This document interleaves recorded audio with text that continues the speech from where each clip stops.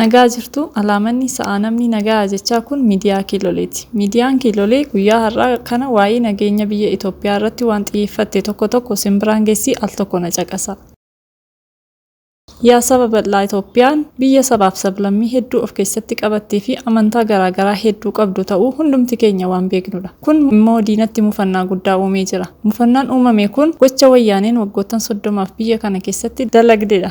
Wayyaaneen akka sabni biyya kanaa nagaan rafee boqonnaa hin qabaanneef halkanii guyyaa irratti hojjechuun faayidaa dhuunfaa ishee qofa eegsifachaa turteetti. Biyya kana saamuun akka biyyi qullaa haftu gootee nageenya uummata Itoophiyaa jeequun yeroo hunda uummatni akka dhiphatuu fi boqonnaa dhabu gootee turte.